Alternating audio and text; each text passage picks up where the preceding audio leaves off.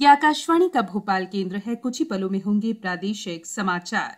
कृपया प्रतीक्षा कीजिए। आकाशवाणी भोपाल से प्रस्तुत हैं प्रादेशिक समाचार।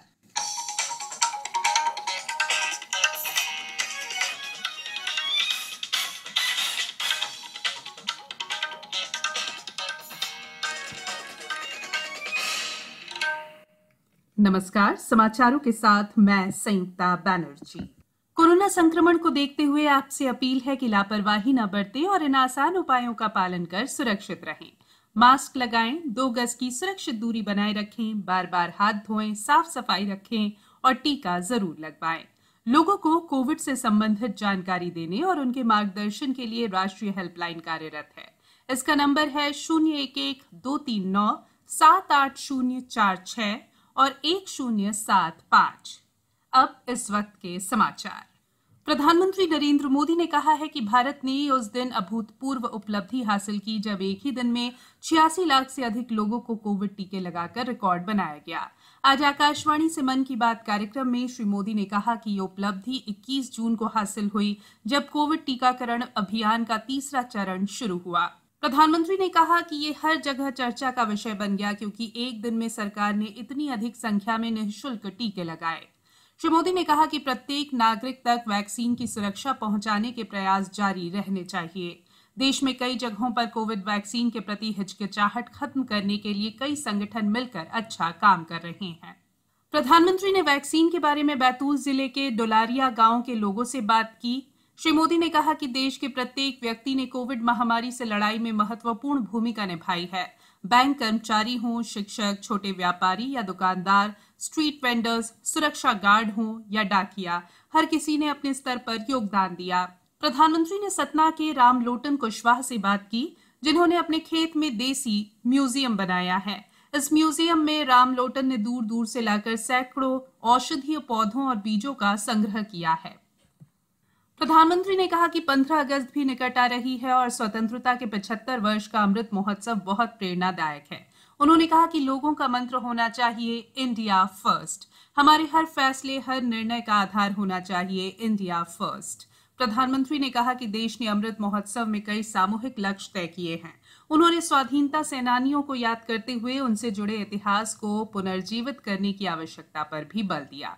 प्रधानमंत्री ने इससे पहले भी मन की बात में युवाओं से अपील की थी कि स्वाधीनता संग्राम से जुड़े इतिहास पर शोध किया जाए और उसे लिखा जाए।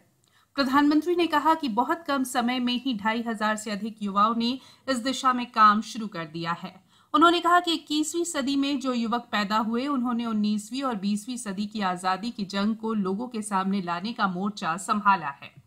ये नौजवान हिंदी, अंग्रेजी, तमिल, कन्नड़, बांग्ला, तेलुगु, मराठी, मलयालम और गुजराती जैसी अलग अलग भाषाओं में स्वाधीनता संग्राम पर लिखेंगे।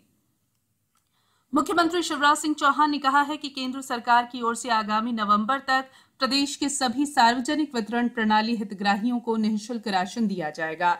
इसके साथ ही प्रदेश सरकार 1 रुपए किलो उचित मूल्य राशन भी प्रदान करेगी। हितग्राही परिवार के प्रत्येक सदस्य को 5 किलो निःशुल्क राशन और 5 किलो राशन 1 रुपए किलो के मूल्य पर मिलेगा। ये राशन हितग्राहियों को 10 किलो के थैले में दिया जाएगा। मुख्यमंत्री ने कहा कि योजना के माध्यम से प्रदेश के 4 करोड़ 81 लाख हितग्राही लाभान्वित होंगे। उन्होंने योजना के समुचित क्रियान्वयन के निर्देश अधिकारियों को दिए। न्यायिक व्यवस्था को दिव्यांगों के अनुकूल बनाने के लिए उच्चतम न्यायालय की ई समिति ने कई पहले की है। इनमें नेत्रहीनों के लिए वेबसाइट की सामग्री उपलब्ध कराने के प्रयोजन से ऑडियो कैप्चर की व्यवस्थाएं शामिल हैं। इस कैप्चर की सहायता से अदालती फैसलों, आदेशों और मुकदमों की स्थिति की जानकारी ले पाना आसान होगा। उच्चतम न्यायालय की ई समिति की एक अन्य महत्वपूर्ण पहल है दिव्यांगों के लिए अदालती फैसलों को आसानी से खोज सकने के लिए पोर्टल की शुरुआत। अब सभी दिव्यांग ई समिति और ई न्यायालय की वेबसाइट भी देख सकेंगे। अब कुछ समाचार संक्षेप में। छिंदवाड़ा जिले में कल कोरोना वायरस संक्रमण से 2 व्यक्ति स्वस्थ हुए। शिवपुरी जिले में कल गुना शिवपुरी के सांसद केपी यादव ने कोलारस सामुदायिक स्वास्थ्य केंद्र में ऑक्सीजन उत्पादन संयंत्र शेड निर्माण का भूमि पूजन किया। शहडोल जिले में टीकाकरण तेज गति से चल रहा है। जिले में अब तक 50% लोगों को टीका लग चुका है।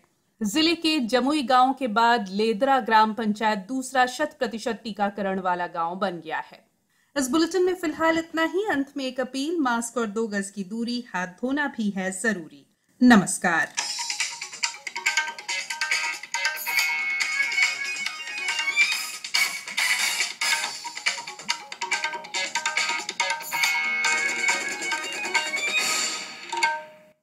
अभी आप आकाशवाणी भोपाल से सुन रहे थे प्रादेशिक समाचार। कृपया हमारे अगले प्रसारण की प्रतीक्षा कीजिए।